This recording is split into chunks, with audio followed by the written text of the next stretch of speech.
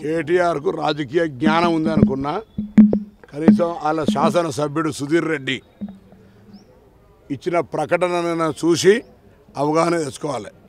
నూతనంగా ప్రభుత్వం ఎన్నికైంది, వారం రోజులైంది.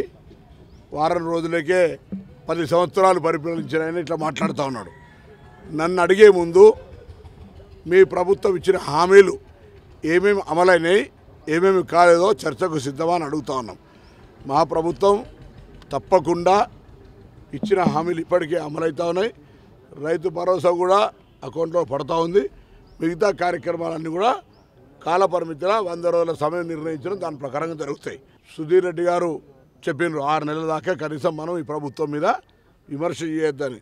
అదన్నా కనీసం కోడ్ చేసుకో, లేదా మీ అనుమతితో మీ ప్రకటన చూసిన తర్వాత, మీ చిట్చాట్ చూసిన తర్వాత కడియం శ్రీహరి గారితో కూడా మీరే మాట్లాడుతున్నారని అనిపిస్తూ ఉన్నది.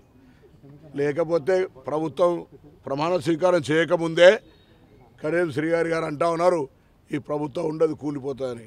ప్రజాస్వామ్యంగా ఎన్నికై 65 మంది శాసనసభ్యులతో ఉన్న ఈ ప్రభుత్వాన్ని అస్థిరపరిచే ప్రయత్నం జరుగుతున్నట్టే కదా. మీరు అధికారం లేకపోతే బతకరన్నట్టే కదా.